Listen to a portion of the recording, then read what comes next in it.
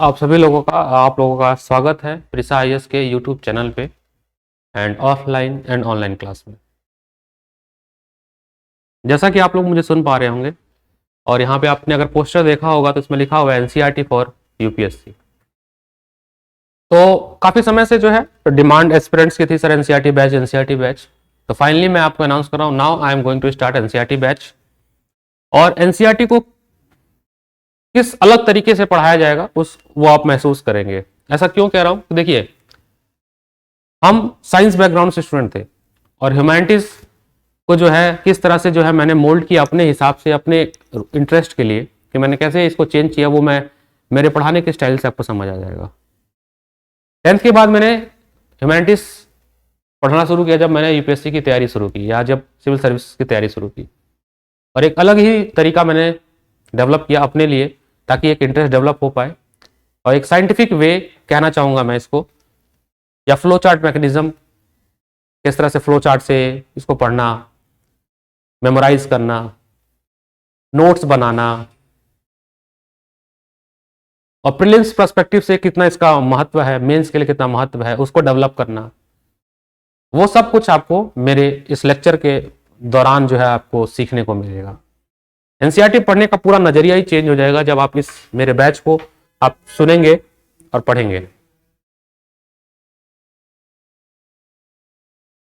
NCERT का पूरा ही एक अपना एक अलग सेगमेंट है, और आप सुनेंगे जब आप टॉपर्स के इंटरव्यू सुनते हैं और किसी बड़े जो आपको मेंटर करते हैं तो आपको बार बार ये कहा जाता है कि एनसीईआरटी पढ़िए, एनसीईआरटी पढ़िए। एनसीईआरटी का बहुत रोल है आपके तैयारी में, आपकी नींव या फाउंडेशन जो है एनसीईआरटी बनाती। तो आम जो है बच्चों के अंदर धारणा ये रहती है या कंफ्यूजन ये भी रहती है कि सर एनसीईआरटी पढ़ें कैसे, रीड कर लें क्या? केवल रीड कर लेते हैं लाइन बाय लाइन लेके, उसको पेज बाय पेज अंडरलाइन कर लेते हैं, लाल पीला काला नीला, है ना, डिफरेंट मार्कर लेते आते हैं बच्चे। बट ऐसा है नहीं, ठीक है? आप इसको हाईलाइट नहीं करिए, आप मतलब इसको लाल रंगिए मत, रंगने का कोई काम नहीं है इसमें, रंगने वाला काम खत्म। अब इसको यूपीएससी की तरह से पढ़ना पड़ेगा, यानी यूपीएससी पॉइंट व्यू से पढ़ना पड़ेगा। और मैं आपको बता दूं कि बहुत गहराई छुपी है एनसीईआरटी में, और आपकी रुचि डेवलप कर देगी, इंटरेस्ट डेवलप कर देगी ह्यूमैनिटीज में और आपके यूपीएससी की जर्नी की तैयारी में। तो प्रिसा आईएएस में हम लोगों ने कुछ इस कोशिश की और इस तरह से हमने कैरिकुलम डिजाइन किया है कि आपका पूरा एनसीईआरटी क्लास 6 से लेके क्लास 12 की जो एनसीईआरटीज है वो आपको साइंटिफिक वे में, जब मैं वर्ड यूज करता हूं साइंटिफिक वे तो समझिएगा, मैं बात कर रहा हूं एनालिटिकल माइंडसेट की। एनालिटिकल माइंडसेट का मतलब यह है कि मैं इस तरह से नहीं कहूंगा कि आप केवल उसको रीड कर लिए, अखबार जैसे पढ़ लिए, उसको कहानी की तरह पढ़ लिए, पहले पढ़े थे, नहीं। उसके इंफॉर्मेशन को किस तरह से फिल्टर करके निकालना है और अपने नोट्स में लिखना है, अपने नोट्स को बनाना है, वो टेक्निक डेवलप करनी है। और जैसे जैसे लेक्चर प्रोसीड होगा मैं आपको दिखाऊंगा कि प्रीलिम्स में डायरेक्ट एनसीईआरटी की लाइन से क्वेश्चन आए हुए।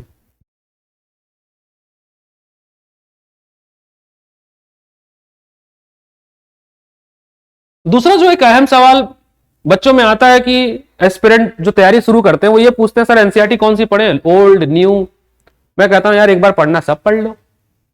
ये तैयारी ही इतनी बड़ी जर्नी है कि इसमें ओल्ड न्यू क्या है? आपको तो बस टॉपिक मैप करने, आप सिलेबस ले लो, माइक्रो सिलेबस आपको दिया जाएगा हर टॉपिक का, आप माइक्रो सिलेबस के हिसाब से पढ़ लो।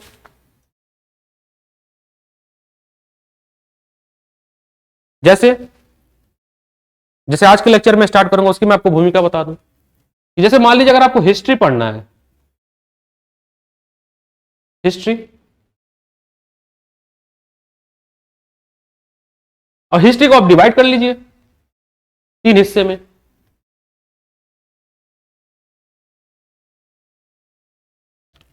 मॉडर्न, क्यों मॉडर्न ऊपर रखा? क्योंकि प्री के लिए सबसे इंपॉर्टेंट है मॉडर्न। एंशियंट, मिडिवल, जैसा कि सर ने बोला कि मिडिवल तो सर ने कभी पढ़ा ही नहीं, आप भी ना पढ़े, कोई ऐसा कोई जरूरी थोड़ी ना। आप जितनी मेहनत मिडवल पे करते हैं ना आर्ट एंड कल्चर पे, उसका आधा मेहनत कर लीजिए, साइंस एंड टेक के 10 सवाल हो जाएंगे। ये मैं आपको कह रहा हूं। बी स्मार्ट, प्रीलिम्स आपको क्वालिफाई करना है, स्मार्ट की स्टडी अपनाइएगा आप, स्मार्टनेस आपके अंदर होनी चाहिए।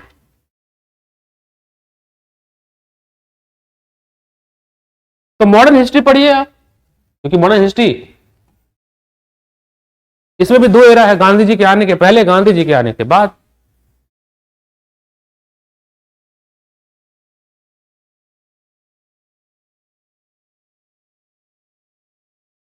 मॉडर्न इंडिया को पढ़ने के लिए आप स्टार्ट करिए क्लास 10th एनसीईआरटी, टॉपिक है nationalism in India, nationalism in India. जब आप ये चैप्टर पढ़ोगे ना नेशनलिज्म इन इंडिया, तो इस चैप्टर में आपको गांधी जी के आने के बाद 1900 लगभग 16 से स्टार्ट किया गया है, 1916 से लेके 1947 तक कुछ महत्वपूर्ण घटनाओं की चर्चा की गई है।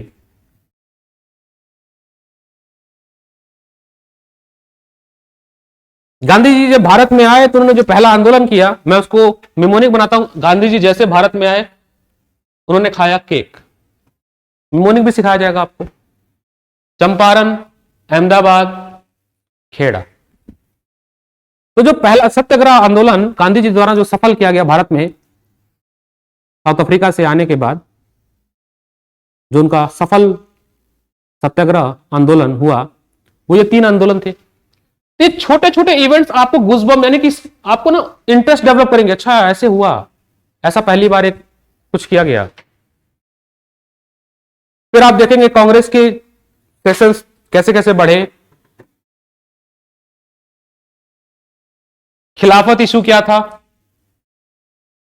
फिर रॉवल एक्ट आया, रॉवल एक्ट से आपका जलियांवाला का मैसेकर हुआ, फिर रॉवल एक्ट के बाद किस तरह से जो है सॉल्ट मार्च हुआ, इरविन पैक्ट हुआ, दांडी मार्च। तो जब आप ये चैप्टर पढ़ोगे तो कुछ नेशनल मूवमेंट छोटे छोटे आपके दिमाग में, जो पहली बार पढ़ रहा होगा, मैं ये उम्मीद करके जो आज का लेक्चर दे रहा हूं कि बच्चे ने पहली बार यूपीएससी की तैयारी स्टार्ट की गई होगी, उस लिहाज से मैं बता रहा हूं। उसके बाद जब आपने ये एनसीईआरटी पढ़ ली, 9th की एनसीईआरटी का ये चैप्टर पढ़ लिया, अब आप एनसीईआरटी खोलिए बाकी क्लासेस के, और बाकी क्लासेस के एनसीईआरटी खोलिए, उसमें देखिए नेशनलिज्म कहां कहां दिया, मैप करिए, उस चैप्टर को एक साथ पढ़ लीजिए। मैं तो कई बार बोला हूं कि आप ऐसे मत पढ़िए कि पहले 6th से आपने पढ़ लिया, फिर 7 का पढ़ लिया, फिर 8 का पढ़ लिया, थोड़ा मेहनत कर लीजिए आप। क्लास वाइज एनसीईआरटी मत पढ़िए, चैप्टर वाइज एनसीईआरटी पढ़िए। तो रीड एनसीईआरटी,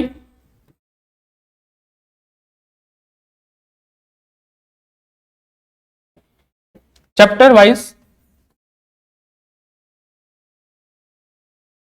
टॉपिक वाइज,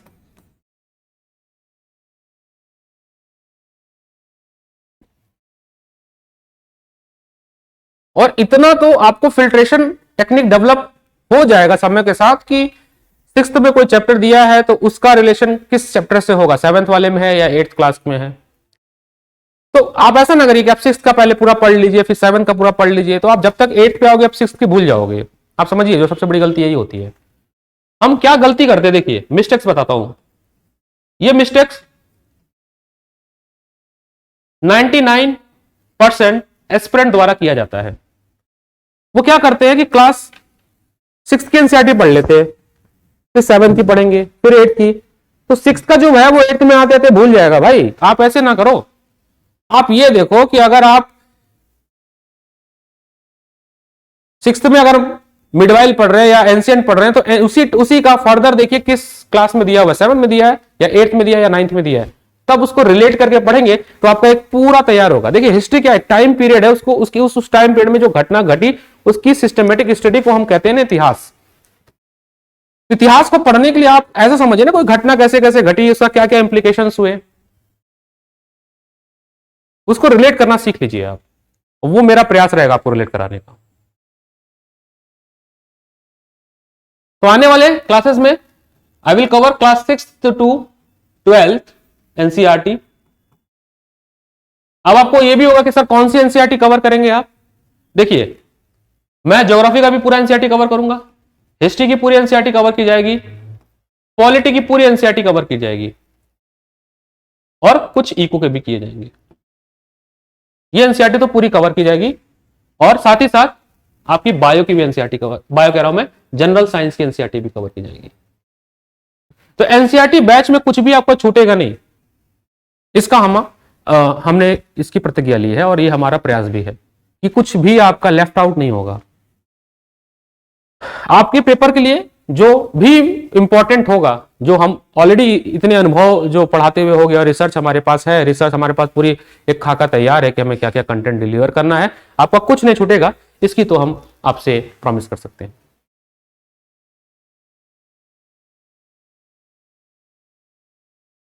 ये काम तो हम कर देंगे कि आपको एनसीईआरटी तैयार करा देंगे।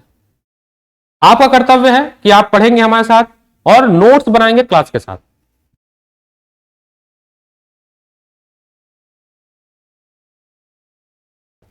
नोट्स आप क्लास के साथ हमारे साथ बनाएंगे, और दूसरा काम जो आप ये करेंगे, वो आप ज्यादा से ज्यादा लोगों को हमारे साथ जोड़िएगा। ये आपका जोड़ना जो है हमारे लिए एक मोटिवेशन का कारण बनेगा। जितने ज्यादा से ज्यादा लोग जुड़ेंगे, उससे हम लोगों को काफी ज्यादा मोटिवेशन मिलेगा। तो इसका भी आप कंट्रीब्यूशन के रूप में आप ये कर सकते हैं कि ज्यादा से ज्यादा लोगों को इस बात को, इस इनिशिएटिव को पहुंचाइए कि अभी तक तो आपने पढ़ा एनसीईआरटी दुनिया भर के वेबसाइट और यूट्यूब से, अब एक नया तरीका है एनसीईआरटी का, इसको पढ़िए। ये जो तरीका है, ये समझिए कि ये जो तरीका मैं एनसीईआरटी का पढ़ा जाइए, छोटे क्लास का बच्चा भी अगर सुन रहा होगा तो उसको भी समझ आ जाएगा। वो तरीका मैं डेवलप करने जा रहा हूं, उस तरीके डेवलप में आपको पढ़ाऊंगा। ठीक है, तो आज जो हम स्टार्ट करने जा रहे हैं वो क्लास 10th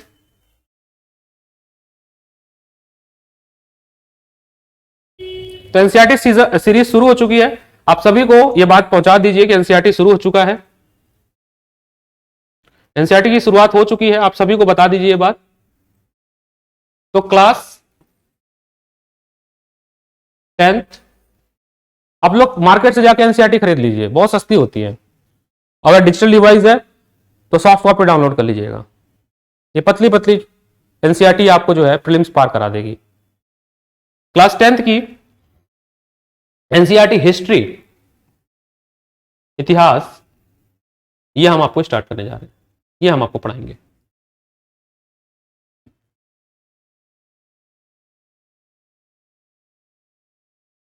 ठीक है, तो चलिए शुरुआत करते हैं एनसीईआरटी के साथ।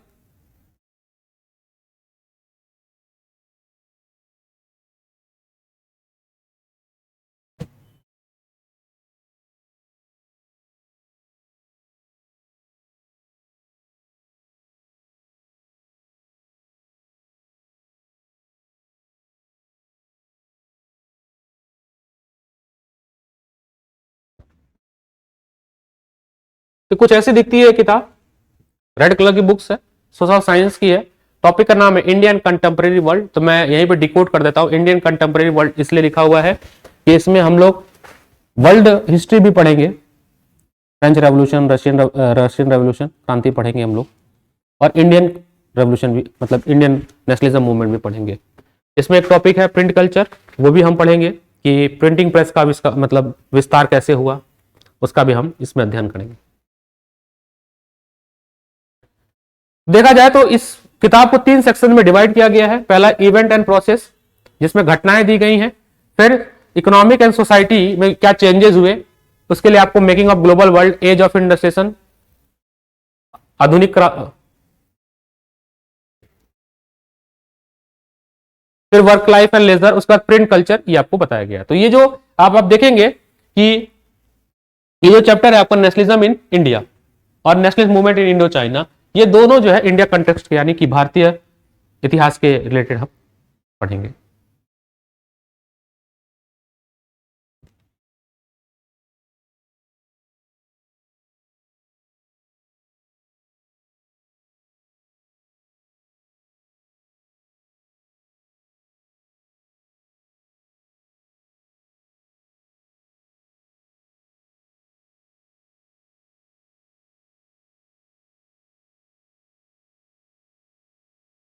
इसके हैंड रिटन नोट्स आपको ऐप पे और आपके टेलीग्राम ग्रुप पे हमें इसका जो फिल्टर हैंड रिटन नोट जो मैंने खुद लिखे हैं वो आपको मिल जाएंगे, तो आप उसको ज्वाइन कर सकते हैं और अपने ज्यादा से ज्यादा दोस्तों को जो है उसके लिए आप सर्कुलेट करें कि वो भी ज्वाइन करें, इसका बेनिफिट उनको भी मिल सके।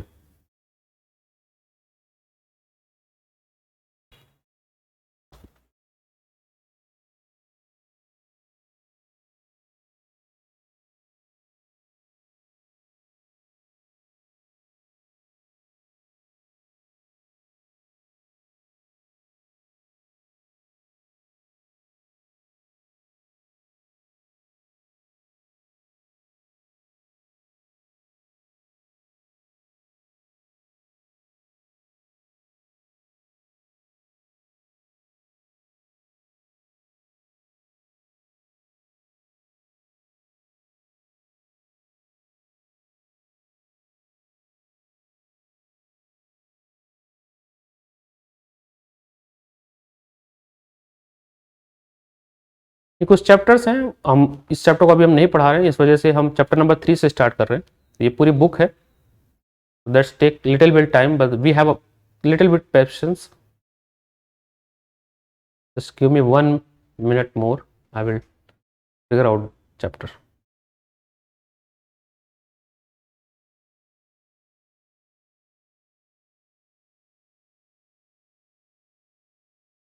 Finally we are here, nationalism in India.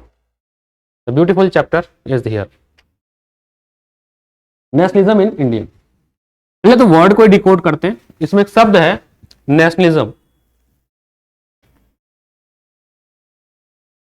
अगर मैं थोड़ा सा आपको ऐसे कहानी के फॉर्म में आपको बताएं तो कभी ये जो वर्ड है नेशनलिज्म,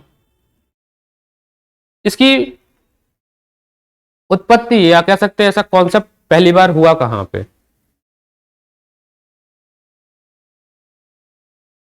वन वर्ड में कहा जाए कि नेशनलिज्म का मतलब होता है वननेस, यानी कि एकता की भावना, अपने देश के प्रति प्रेम। तो नेशनलिज्म ये जो वर्ड है ये पहली बार आया कहां से? ये एक सोच, एक थिंग, ये आया कहां से? तो जब आप इतिहास पढ़ेंगे, विश्व इतिहास अगर आप पढ़ेंगे, वर्ल्ड हिस्ट्री, तो आप वहां पे जब आप फ्रेंच रेवोल्यूशन पढ़ेंगे,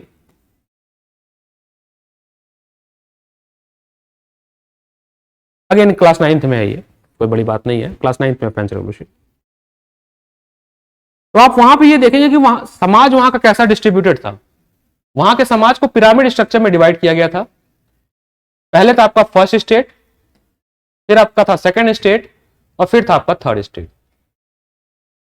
फर्स्ट स्टेट में आपके पृष्ठ लोग थे, क्लर्जी लोग। सेकंड स्टेट में आपके नोबल्स लोग थे, किंग एंड नोबल्स थे। और ये फर्स्ट स्टेट और सेकंड स्टेट मिलके जो है ये थर्ड स्टेट पे, जो कि आम जनता थी, मैंगो पीपल, आम जनता, किसान, मजदूर, लेबर, इन पे रूल करती थी। तो फ्रेंच रेवोल्यूशन में हम ये पढ़ेंगे। तो ये जो थर्ड स्टेट के लोग थे, इन्होंने इस नोबल्स के खिलाफ जो है क्रांति कर दी थी, रेवोल्यूशन किया था, क्रांति कर दी। ये गुलाम नहीं थे किसी के, मतलब ये कॉलोनीज नहीं थे, बट किंगशिप के खिलाफ जो है इन्होंने क्रांति कर दी थी। ये पूरा एक टॉपिक, ये कैसे आंदोलन हुआ, बर्बन डायनेस्टी रूल करती थी वहां पे, और किस तरह से जो बर्बन लुइस 16 जो है गद्दी से कैसे हटाया गया, संविधान कैसे लिखा गया फ्रांस का, वो तो पूरा एक अपना एक टॉपिक है। लेकिन फ्रांस की क्रांति से जो सीखने को मिला पूरे विश्व को, यूरोप और भारत देश को ये सीखने को मिला, क्योंकि भारत में नेशनलिज्म तो कभी था ही नहीं। मैं आपको ये सब पता नहीं है वाक्य मेरा सही है कि गलत, कि अगर अंग्रेज आते नहीं भारत में तो हमें लगता है कि लोगों के अंदर नेशनलिज्म आता ही नहीं कभी। हम तो जातियों में बटे हुए थे, नौकरशाही, किंगशिप थी हमारे यहां, मोनार्की रूल करती थी, राजा आपस में लड़ते थे, डायनेस्टी आपस में सक्सेशन होता था। ये तो अंग्रेज आए, हम गुलाम हुए, और भारत में बड़े बड़े जो थिंकर फिलोसफर हुए, राजा राम मोहन राय जैसे, और भी आदरणीय लोग जो थे, उन्होंने यूरोप के देशों की, बाकी बाहर के देशों की नेशनलिज्म को भारत में समझाया कि भाई वो तो भी गुलाम भी नहीं है, फिर भी वो अपने राजा के लिए लड़ाई कर रहे हैं, तुम तो गुलाम हो, तुम तो कम से कम तुम तो जाग जाओ, तुम्हारी आत्मा कब जगेगी? क्योंकि भारत इतना विभिन्न धर्म, जाति, कल्चर में बटा हुआ है, तो बहुत बटे हुए थे हम। गुलाम इसीलिए बन गए क्योंकि हम बटे हुए थे, हम बहुत विभिन्न, मतलब अलग अलग कल्चर में थे, डाइवर्सिटी बहुत थी हमारे अंदर, पिछड़ापन, एजुकेशन, जो भी है आप कह सकते हो, तो पूरा एक मुद्दा बन सकता है इस पे हम चर्चा करें तो वहां से नेशनलिज्म आया कि अपने देश के लिए प्रेम। फ्रांस में या यूरोप के देशों में हम देखेंगे, जर्मनी, इटली, नेशनलिज्म को सिंबलाइज किया गया, सिंबल दिया गया, मूर्ति बनाई गई, झंडे बनाए गए। आप खुद सोचो ना, किसी देश को आप एक मूर्ति से कैसे कल्पना कर सकते हो? वो क्यों किया गया कल्पना? हम क्यों भारत माता की फोटो बनाते हैं, ऐसे पिक्चराइजेशन क्यों करते हैं? ये सेंस था आपके दिमाग में डालने के लिए कि भारत हमारी मां है, हमें अपनी मां की रक्षा करनी चाहिए। और ये कहां से, आपको लगता है एक दिन के अंदर आ गया? ये भारत हमारी मां है और ऐसी जो है हमने कल्पना की, एक दिन में नहीं आया ये 200 साल की क्रांति, 100 साल की क्रांति जो थी, हो रही थी यूरोप के देशों में, फ्रांस में, रशिया में, इटली में, जर्मनी में, वहां पे हो रही थी। वहां से लाया गया concept nationalism, the uniqueness, the same culture we follow, language. तो नेशनलिज्म एक डेवलप कराया गया समय के साथ, और जब हम गुलाम हुए तो हमें महसूस हुआ कि भाई हम लोग जब तक एक नहीं होंगे, अंग्रेज हुकूमत यहां से जाने वाली नहीं है। और यहां से जो है इंडियन जो है क्रांति डेवलप हुई, फ्रीडम के लिए, इंडिपेंडेंस के लिए जो है डेवलप हुई। ये बहुत बड़ी जर्नी है, आप इस पे बहुत किताब पढ़ सकते हो, कहानी पढ़ सकते हो। मकसद हम मेरा यहां पे था बस कि इस टॉपिक को चालू करने से पहले आपके अंदर थोड़ा सा एक इंटरेस्ट डेवलप कराना। तो इस चैप्टर की बात करें, अगर हम इस चैप्टर को पढ़ेंगे तो हमें क्या सीखने को मिलेगा, मैं पहले ही आपको बता देता हूं कि इस चैप्टर को जब हम पढ़ेंगे तो हम क्या सीखेंगे, आउटपुट क्या है इस चैप्टर का। आउटपुट पहला तो हम लोग पढ़ेंगे गांधी राज के बारे में, यानी गांधी जी का भारत में आना और गांधी जी के द्वारा किए गए क्रांतियों के बारे में पढ़ेंगे। इंडियन नेशनल मूवमेंट के बारे में पढ़ेंगे, इंडियन नेशनल मूवमेंट के बारे में पढ़ेंगे। यह चैप्टर आपको एक ब्रीफ डेवलप कराएगी आजाद हमारे इंडिपेंडेंस मूवमेंट के लिए। मेजर मूवमेंट्स हम इसमें पढ़ेंगे, रॉवेल एक्ट के बारे में पढ़ेंगे, एक एक्ट के बारे में पढ़ेंगे,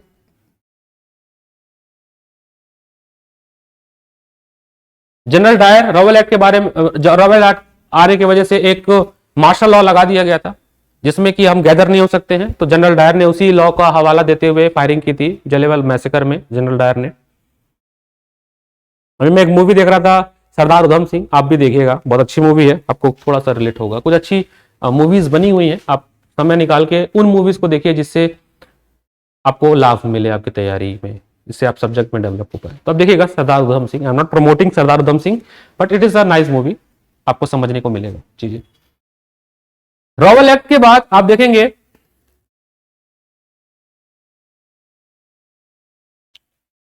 non cooperation movement, NCM. Gandhi ji ने किस तरह से नॉन कॉपरेशन मूवमेंट लॉन्च किया, क्यों बंद कर दिया, कैसे स्प्रेड रहे, कौन लोग पार्टिसिपेट किए, चौरी चौरा इंसिडेंट पढ़ेंगे। सिविल डिसोबीडियंस मूवमेंट लॉन्च करेंगे। सिविल डिसोबीडियंस मूवमेंट के पहले बीच में हुआ था सॉल्ट मार्च, इरविन पैक्ट पढ़ेंगे हम लोग, इरविन पैक्ट, सॉल्ट मार्च। इस चैप्टर में हम ये भी समझने को कि गांधी जी ने नमक को ही क्यों हथियार बनाया, कुछ और भी बना सकते थे। बहुत आप सोचिए, गांधी विचारधारा को आप समझने की कोशिश करिएगा। अंग्रेजों ने बहुत इसको हल्के में लिया था, जिसके वजह से जो है उनको खामियाजा भुगतना पड़ा। गांधी जी ने नमक इसलिए लिया, बोले कि देखो भारत जातियों में तो बटा हुआ है, धर्मों में बटा हुआ है, नमक सब खाते हैं, हम नमक से जोड़ सकते हैं सबको। जब ये चैप्टर स्टार्ट होगा तो यहीं पे आप लोग, इंटरनेशनल मूवमेंट जब स्टार्ट होगा तो यहां पे बीच में हम यहां पे लिखना चाहता हूं मुझे, फर्स्ट वर्ल्ड वॉर और खिलाफत इशू के बारे में पढ़ेंगे हम लोग। और हम इसी में पढ़ेंगे कि अली ब्रदर्स, दो अली ब्रदर्स थे, शौकत अली, मोहम्मद अली, इनकी मदद से गांधी जी ने उनकी मदद की थी खिलाफत इशू के लिए, और किस तरह से जो है मास मूवमेंट लॉन्च किया था, वो भी हम इस चैप्टर में पढ़ेंगे। फिर लास्ट में ये चैप्टर आपको कुछ कंट्रीब्यूशन के बारे में बताएगा। अगेन लास्ट चैप्टर जब खत्म होगा तो नेशनलिज्म कैसे लाया गया, आम जनता के अंदर नेशनलिज्म कैसे आएगा, तो आम जनता के अंदर नेशनलिज्म तभी आएगा ऐसी कुछ हम उनकी आत्मा को झकझोरें कि हमारा इतिहास बहुत महान था, उनको समझाएं। ये बात कैसे समझाएंगे कि हमारा इतिहास बहुत महान था, तो हम कुछ पेंटिंग बनाएंगे, प्रिंट कल्चर, हम पोएम्स लिखेंगे, सॉन्ग्स लिखेंगे, तिरंगा झंडा बनाएंगे। तो वो लास्ट टॉपिक में पढ़ाएंगे कि क्या क्या जो है पोएम्स, सॉन्ग्स लिखे गए। ये मेरा ब्लूप्रिंट है इस चैप्टर के लिए। ये चैप्टर में लगभग रफली 27 पेज का चैप्टर है, 27 पेज का चैप्टर है, और मैं ये वादा के साथ कह सकता हूं कि मैं इतने डिटेल से आपको कहीं नहीं मिलेगा, पूरे यूट्यूब पे आप देख लीजिएगा। पीपीटी बनाकर तो मैं भी पढ़ा दूंगा, कंटेंट कम हो जाएगा, तो बहुत इजी बात है। बट चैप्टर को अगर आप सुन भी लोगे हेडफोन लगा के तो आपको लगेगा आप किताब पढ़ रहे हो। ये मैं डेवलप कर दूंगा इस चैप्टर को, ये तो मेरा आपसे वादा है कि केवल आप मेरा लेक्चर सुन लोगे हेडफोन लगा के तो आपको लगेगा आपने बुक पढ़ ली। इसलिए मैंने इसका पीपीटी नहीं बनाया कि मैं यहां से कट करूं, कुछ वर्ड्स गायब करके पीपीटी बना दूं फिर समझाऊं, उससे इंफॉर्मेशन भी गायब हो जाएगा और वो आपको फील नहीं आएगी। आप लेक्चर देख लोगे, आपके 10 घंटे वेस्ट भी हो जाएंगे, उसके बाद आप किताब भी पढ़ रहे होंगे। वो समय बचाने के लिए मैंने यही प्रयास किया कि मैं क्यों ना बच्चों को बुक से ही पढ़ाऊं, क्योंकि हमें समय बचाना है, स्मार्ट स्टडी करना है।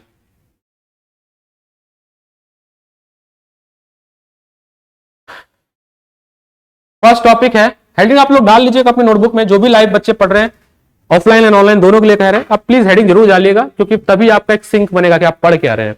अगर ये फॉन्ट नहीं दिख रहा है तो घबराइएगा नहीं, आप बुक लेके साथ में बैठ सकते हैं। अगर आप ये फॉन्ट नहीं दिख रहा है कि क्या लिखा हुआ तो कोई समस्या नहीं है। ठीक है, फर्स्ट वर्ल्ड वॉर, खिलाफत एंड नॉन कॉपरेशन, 3 टॉपिक दिया है। मैं आपको बताता हूं कि फर्स्ट वर्ल्ड वॉर 1914 में स्टार्ट हुआ। वर्ल्ड वॉर का एक पूरा टॉपिक है, मैं आपको समय के साथ वो भी बता दूंगा। 1914 में फर्स्ट वर्ल्ड वॉर चालू हुआ और 1919 में फर्स्ट वर्ल्ड वॉर खत्म हुआ।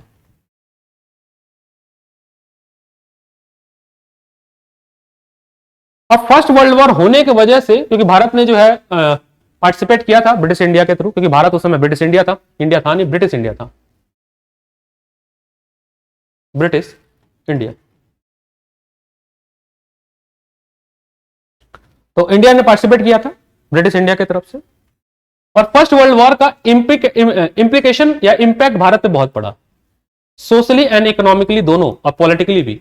सोशली, क्योंकि आपको पता होना चाहिए कि हर क्रांति होने के 3 पैरामीटर होते हैं। रेवोल्यूशन होने के 3 कारण होते हैं, सोशल कारण, सामाजिक, आर्थिक, राजनीतिक, social, economic and political cause.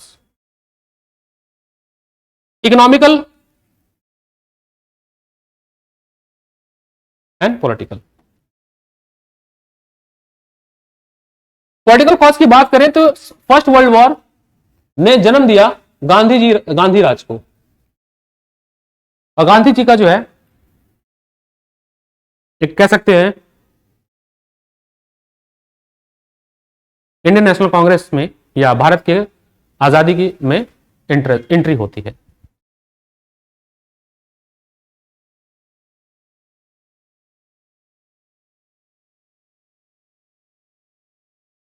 The first topic is idea of satyagraha. Gandhi ji Bharat में, ये भी आप याद रखिएगा, ये बहुत छोटी, देखिए कितनी छोटी सी चीज है। गांधी जी अफ्रीका से भारत में कब लौटे? जनवरी 1915 में भारत में आते हैं गांधी जी, साउथ अफ्रीका से लौट के। साउथ अफ्रीका में मेजर मूवमेंट जो उन्होंने किया था रेस डिस्क्रिमिनेशन के खिलाफ, वहां से भारत में गांधी जी आते हैं 1915 में।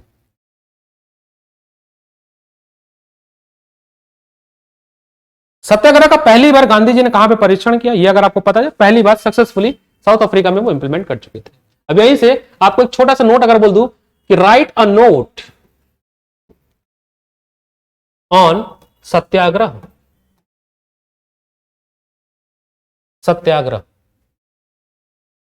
देखिए छोटे छोटी चीजें मैं लिखने की आपको सिखा रहा हूं मैं, दो दो तीन तीन लाइन का।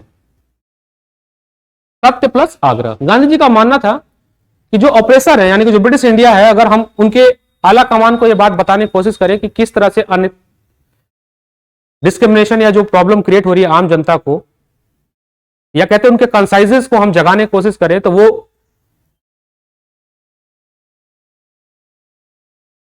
प्रॉब्लम को कम करने के लिए कुछ डिसीजन, पॉजिटिव डिसीजन ले सकते हैं। और अहिंसा से ये चीजों को हम इंप्लीमेंट कर सकते हैं, क्योंकि अगर हिंसा करेंगे तो वो सप्रेस कर देंगे, बात खत्म हो गई, आपका आंदोलन फेल हो जाएगा।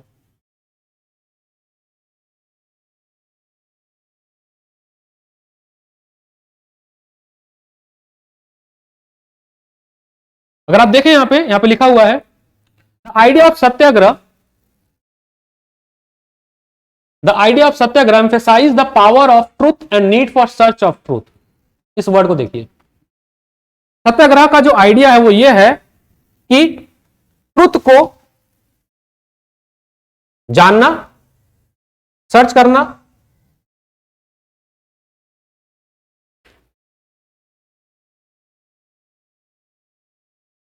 The idea of Satyagraha emphasize the power of truth and need to the search of truth.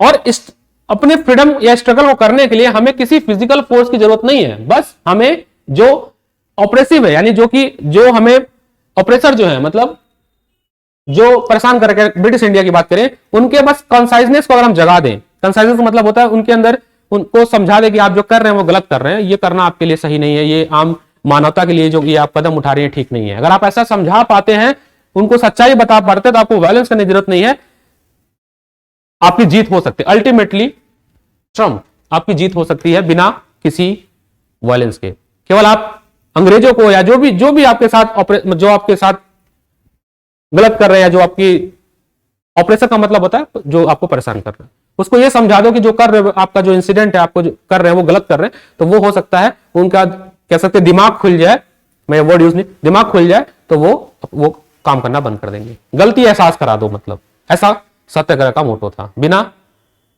अहिंसा, बिना किसी वायलेंस के। गांधी जी जब भारत आते हैं तो उनको 3 जगह का सक्सेसफुल, इसका मैं मेमोनिक आप याद रखिएगा, cake, mnemonic is cake, CAK। Bharat ji आए और गांधी जी भारत में और उन्होंने केक खाया, भूख लगी थी, केक खा लिया उन्होंने। यानी कि पहले 3 जगह पे उन्होंने सत्याग्रह सक्सेसफुली इंप्लीमेंट किया। चंपारण बिहार में इंडिगो खेती के लिए 1916 में, बिहार। ये दोनों गुजरात में है, अहमदाबाद और खेड़ा। 1917 में इन्होंने खेड़ा में सत्याग्रह किया।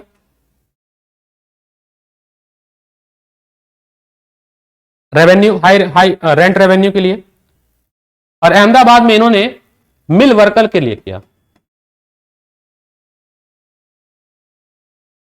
1918 में, 1918 में, 16 में चंपारण, 17 में खेड़ा, 18 में अहमदाबाद। चंपारण में किया इंडिगो की खेती के लिए, अहमदाबाद में मिल वर्कर, और खेड़ा में रेंट, किसानों की जो लैंडलॉर्ड रेंट कर वसूलते थे, फसल बर्बाद होने के कारण वो उसको पे करने में सक्षम नहीं थे, उसके लिए। और ये तीनों सक्सेसफुल रहा, मतलब तीनों जो है, तीनों बातें जो है गांधी जी ने मनवा ली ऑपरेसर से। ऑपरेसर मतलब वही जो आपके ऊपर अनैतिक कार्य कर रहा है, तो आपको परेशान कर रहा है। अगला सत्याग्रह था गांधी जी का रॉबर्ट एक्ट के लिए। अब यह कानून अंग्रेजों ने जो है बहुत जल्दी पास कर लिया था, बिना भारतीय कंसर्न लिए हुए। भारत में नेशनल मूवमेंट को बढ़ता देखते हुए अंग्रेजों को यह डर था कि जिस तरह से मूवमेंट बढ़ रहा है, लोग क्रांति के लिए उतर रहे हैं, आने वाला समय इनके लिए ठीक नहीं है। तो क्रांतिकारियों को दबाने के लिए रॉवेल एक्ट पास कर दिया गया। रॉवेल एक्ट के अनुसार कि अगर कोई भी व्यक्ति ऐसी किसी गतिविधि में पाया जाता है जो कि ब्रिटिश इंडिया के खिलाफ है, चाहे वो कोई मीटिंग कर रहा है, पार्टी बना रहा है, ऑर्गेनाइजेशन बना रहा है, तो ऐसे में उन ऑर्गेनाइजेशन को, उन नेताओं को जेल में डाल दिया जाएगा बिना किसी एफआईआर के।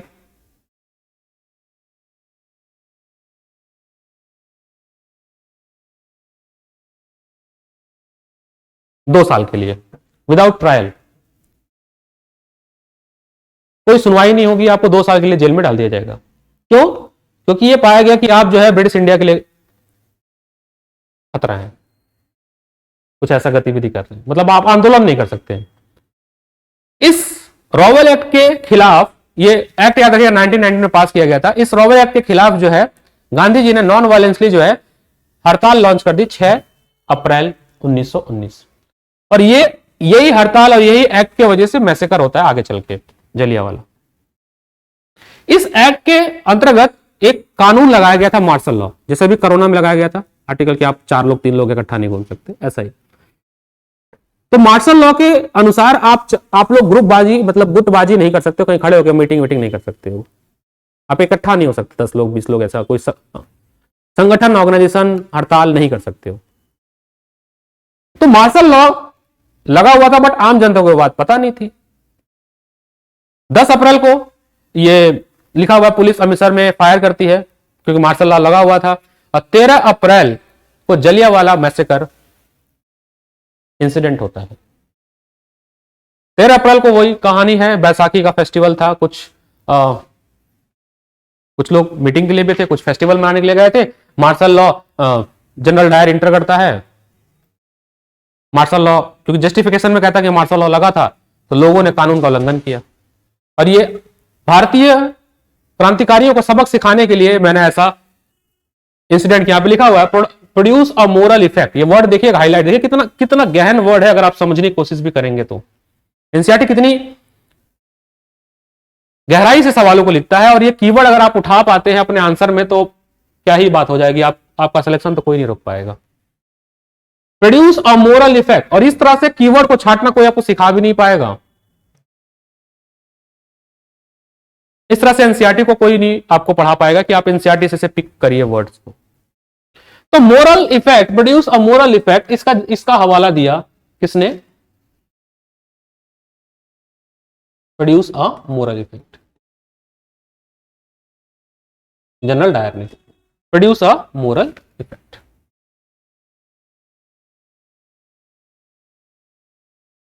जलियांवाला मैसेकर हुआ, इसमें और भी चीजें बहुत सी थी कि लोगों को फिर किस तरह से परेशान किया, लोग अंग्रेजों को सलाम या सल्यूट करते थे, काफी लोग भाग गए। गुंजरवाला पंजाब में एक गांव है जो कि अब पाकिस्तान में है, यहां पे लोग अमृतसर से भाग के वहां चले गए, घरों पे बमबार्ड अंग्रेजों ने किया। और ये जो जलियांवाला मैसेकर था, ये पूरी दुनिया को हिला के रख दिया था, भारत को भी और बाकी देशों में भी। ये एक अमानवीय एक्ट था। ये समझ लीजिए जिस तरह से हिटलर ने किया था होलोकास्ट, गैस चैम्बर, कुछ ऐसा ही आप कंपेयर कर सकते हैं कि ऐसा काम जो है। अब गांधी जी को इसका जवाब देना था। तो उसी समय एक और घटना घटी। जब ये सब हो रहा था उस समय वर्ल्ड वॉर 1 जब हुआ 1914 के बाद, ऑटोमन अंपायर के जो शासक थे, खलीफा जिनको कहा जाता है, तुर्की, उनको क्योंकि हार गए थे तो उनको गिरफ्तार कर लिया गया और उनको डिथ्रोन मतलब गद्दी से हटा दिया गया। और इस्लामिक धर्म के वो महागुरु या उनके पैगंबर जो भी कह सकते गुरु माना जाता था। तो पूरे विश्व में या इस्लाम कम्युनिटी में इसको लेके काफी रोष था कि ये हमारे गुरु हैं और हमारे जो भी हैं इनको डिथ्रोन नहीं करना चाहिए, हमें इनकी रिस्पेक्ट करनी चाहिए। खिलाफत इशू को गांधी जी ने बोला कि ये सही मौका है कि हिंदू मुस्लिम को एक साथ ला सकते हैं, और इसको सपोर्ट करने के लिए खिलाफत इशू को गांधी जी ने सपोर्ट किया। और भारत के 2 यंग लीडर थे, शौकत अली ब्रदर्स, शौकत अली एंड मोहम्मद अली, बॉम्बे में मिले, दे मीट अ बॉम्बे एंड वहां पे कमेटी बनाई 1919 में, खिलाफत कमेटी, और गांधी जी से डिस्कस किया इस मुद्दे को लेकर। फिर गांधी जी ने कलकत्ता सेशन में कांग्रेस सेशन में At Calcutta Congress in September 1920, he convinced other leaders that he need to start a non-cooperation movement to support the Khilafat as well as Swaraj. उधर जलियांवाला मैसेकर हुआ ही था। गांधी जी ने कहा यह सही समय है कि हम हिंदू और मुस्लिम को एक साथ ले सकते हैं खिलाफत इशू को सपोर्ट करते हुए और एक पैन इंडिया मूवमेंट लॉन्च कर सकते हैं नॉन कॉपरेशन। अगला सवाल छोटा सा, जैसा मैं सवाल आपको देते जा रहा हूं, ये मेरा आपको ऑर्डर है कि आप लिखते चलिएगा। सवाल ये है,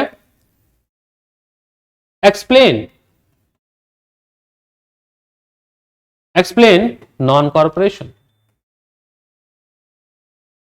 एक्सप्लेन नॉन कॉर्पोरेशन। क्या समझते हैं आप नॉन कॉर्पोरेशन से?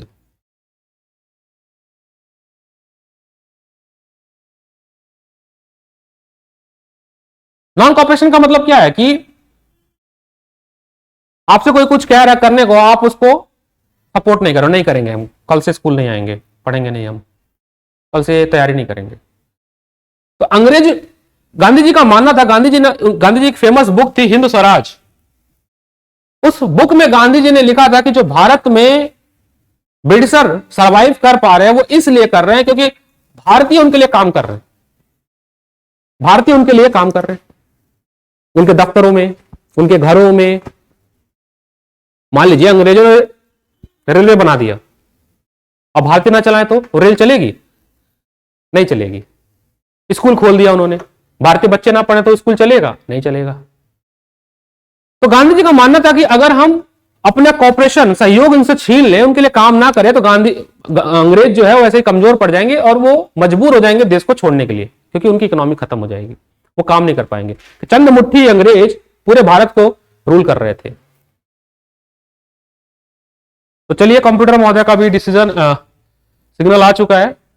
तो आज का जो लेक्चर है, मैं उम्मीद करता हूं आपके अंदर भारत के प्रति प्रेम भरने का प्रयास मैंने किया, नेशनलिज्म का, और किस तरह से एनसीईआरटी पढ़े, थोड़ी समझ आपको मैं डेवलप करा पाया मेरे इस।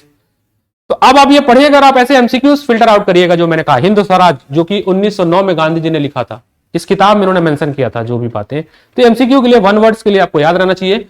सो यहां तक आप पढ़िएगा, ठीक है। तो नेक्स्ट क्लास में हम इसके आगे प्रोसीड करेंगे। नेक्स्ट क्लास में एनसीईआरटी बैच स्टार्ट हो चुका है, ठीक है, और हमारा एडमिशन भी स्टार्ट है। सो ऐप पे क्लासेस 1 जनवरी न्यू ईयर के सेलिब्रेशन आप मना लीजिए, स्टार्ट आना शुरू हो जाएगा 1 जनवरी 2023। और एक क्रांति की तरह हम लोग भी एक क्रांति कर रहे हैं, जैसे गांधी जी ने क्रांति की थी, एक क्रांति हमारी भी चल रही है। यह क्रांति है गरीब, पिछड़े, रिमोट एरिया में इस स्तर का एजुकेशन ले जाना कि हर बच्चा ये सपना देख सके कि वो भी एक अधिकारी बन सकता है। केवल एक इलाइट क्लास के लोग ही ना बन पाए, केवल वहीं तक ये सोच सीमित ना रहे। इस मुहिम के साथ प्रिसा आईएएस चल रही है, तो जुड़े, सभी लोगों को, ज्यादा लोगों को जोड़ा जाए। तो wish you all the best. I am signing off. Take care, have a nice day, bye bye.